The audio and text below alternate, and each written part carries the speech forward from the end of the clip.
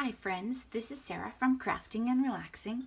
Welcome, thank you so much for joining me. Today I am sharing a card that I stamped. And I know it's funny, I don't stamp a lot on my channel. I have a variety of hobbies and I have a tendency to share the ones that are easier to film or the ones that you guys express interest in.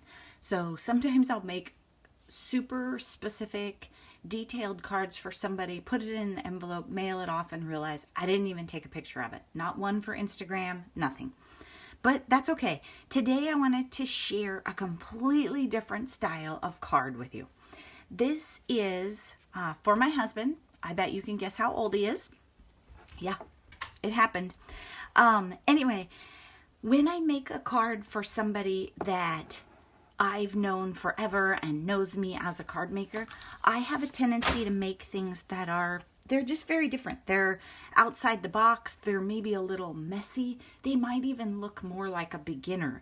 I have a card, I think it's on my Facebook page for Crafting and Relaxing, that is all blues, and the picture doesn't do it justice because I used a velvety paper and some ribbon, and it has a black and white. I think it has this cat. That was for my friend's birthday. We've been friends since 6th grade. I could have wadded up a piece of paper and written happy birthday and she would have been fine with it. So I think cards for people who you know without a doubt love you no matter what. They're freeing and they're fun, and I've made a lot of cards for these people over the years, so I have to get creative. So what I did here was I made a card. This card is all about him.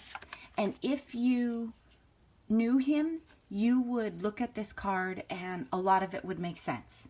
I'm not going to maybe explain every image on here because maybe it's too much detail, maybe you don't care. But the point is, each one of these is something that would mean something to him. So I have here, this is my little tiny cat. You might have seen her on Instagram. Her name is Sadie, and this stamp does look a lot like her.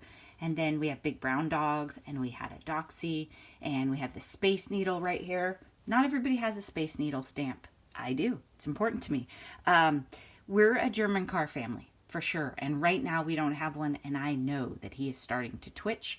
And I saw what he was looking at on his browser last night. So that's something years and years ago, I bought that stamp to make him a birthday card. I mean, probably 20 years ago now. I've had it so long. Then he loves orange. I would never, okay, don't say never, but orange is not something that I would punch a circle of and use to back something on your birthday card. And then I realized after I put it all together that I could turn it into a basketball, which would be even more personalized and cool for him. So then I just took a pencil, I just Googled it and looked and took a pencil and drew the lines on there. If you want to do that, I highly recommend you do it before you attach the numbers and glue the whole thing to the card. It worked out okay. He'll get the idea, but it could have been a little cuter. Then I realized I didn't even have a happy birthday, so I came back with a blue. I'm going to back up just a little bit so you can see the supplies that I used. I kind of laid things out on the board so you could see. So my blue here is VersaFine Clair. It's a pigment ink. It's great. It is not my absolute favorite ink. What I do, if you've watched my channels, when I'm testing an ink, I buy one color. I think you can probably guess which color it's going to be. Test it out and see what I think. I like it okay. It was brighter than I would have liked, which is just stupid because the package exactly matches the ink. So that was me.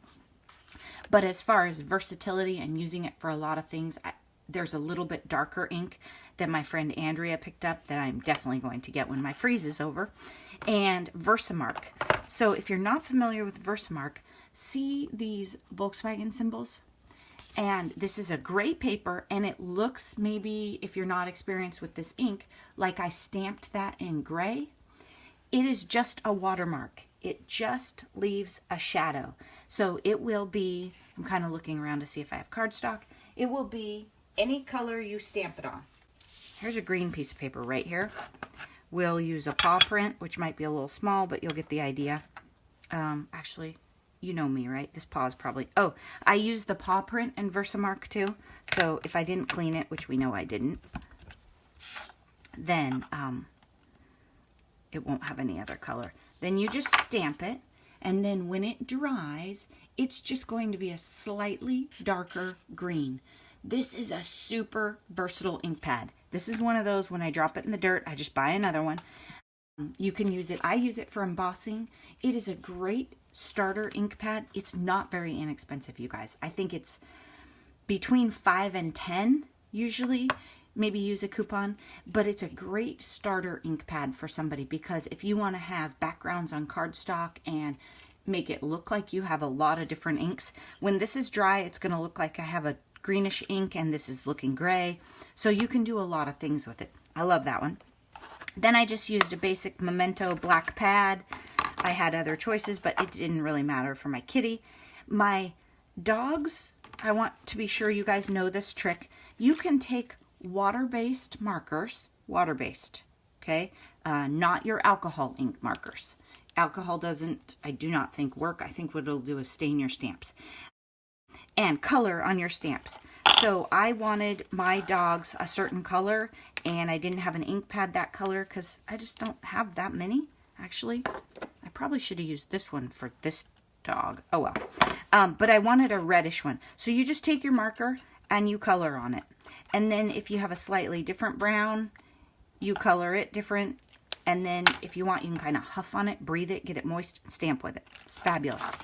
Then somewhere I took a little bit of a brown, I don't know what it was actually, some brown ink right here, and made this a little darker. It wasn't this one. I should have used that one, you guys. I'm messy. That one's new and I forgot I had it. But I just wanted more brown on this dog than the red. Those of you who know me are going to know about this too. Be really careful, you guys, because if you tell your entire life story on your channel, you're essentially giving someone who wants to put in the time the answer to every challenge question that is out there for your passwords or your identity. And I know I mentioned identity theft in the 10 crafty questions. The thing that scares me about that, I read a book, okay, that spooked the heck out of me. There is also a thing where it's like medical identity. So someone goes and uses your health insurance and then your medical record is damaged, so you do not get proper treatment because your medical record no longer shows that you have diabetes, or it shows that you had some surgery that you didn't have, so therefore when they're trying to treat you, you can't possibly have an appendix problem because you don't have your appendix anymore. Not kidding. Scariest book I ever read, probably. But I'm kind of a wimp. This is a circle punch and another circle punch. These are some thickers that I got at Tuesday morning. Then this was just orange cardstock. And it worked out pretty good because if you look, it's the textured kind. Didn't plan it. When I make a card like this, there's no plan. Then I was thinking, I need a car. I mean, if I'm going to make a card for this guy, some of you, if you're going to make a card for your significant other or your dad, maybe you need boats and fishing and hunting and that kind of stuff. For this guy, I need a car. And so, can you see it? It is a yellow beetle. In this case, it happens to be a convertible. I could have maybe drawn it in, but I don't know about that. Okay, my dogs came from Tuesday morning, stamps and dies. That was one thing I did to add interest is I fussy cut the cat and I used dies on these just so there was more stuff going on the card and it wasn't all flat. This was the only car stamp I could find in my collection. Can you see? No. Hang on, let's try. This was, I don't know if that's right. You guys might laugh and be like, what about the one you bought last week? This was the only car I could find. So what I did was, again, you can use your water-based markers. And this is such a great trick for those of you who are starting out stamping and maybe you're less experienced. So I took this marker, this yellow marker. I made sure my stamp was clean because otherwise I would have ended up with a green car, right? You know me.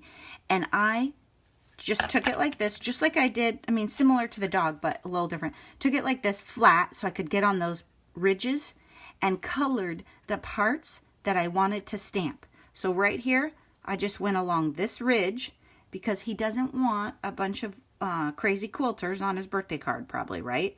That's a card for somebody else. And I colored it. And then there was like 1 or 2 spots where I just came back on the actual paper and barely hit it. It doesn't have to be perfect. He got the idea. I got the windshield. I think I did pretty well. be sure that your stamp is clean. And if you're nervous about it, test it on another piece of paper, especially since I had my whole card done when I did the inside. And then you can see how it turned out. He once had a yellow beetle when I very first met him. That is why I used yellow. So all of this is about him. That's one of the joys of being a card maker, is you can make a card that says anything. You can make a card that maybe says something inappropriate.